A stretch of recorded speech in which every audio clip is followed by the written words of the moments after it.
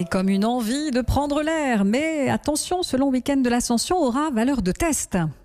Et comment les Français vont-ils se comporter? Vont-ils d'ailleurs respecter les règles? Et en particulier cette fameuse limite des 100 km/h. En tout cas, la maréchaussée veille au grain sur les routes dès ce soir. Stéphane Frangy, vous êtes du côté d'Avignon, justement, à un point de contrôle.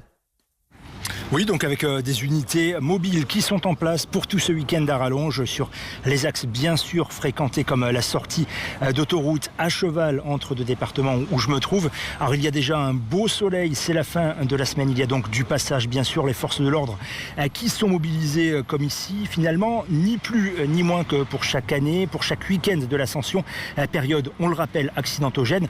Ce ne sont pas donc des opérations dédiées essentiellement à cette question des 100 km puisque sont déployées par exemple les unités cynophiles pour les stupéfiants. Alors la voiture d'interception pour les gros excès de vitesse sont donc tout de même vérifiées. Ces dérogations pour les déplacements hors département de plus de 100 km. Les forces de l'ordre qui repèrent tout simplement les plaques hors département et des contrôles qui sont faits finalement avec discernement, me dit-on, pour accéder par exemple à sa résidence secondaire, c'est non. Mais il y a quand même une marge d'acceptabilité. Le but est avant tout de faire de la pédagogie. Et on parle évidemment des 100 km autour de chez vous, et non pas des 100 km/h, bien sûr. Stéphane Frangy, près d'Avignon pour Europe 1.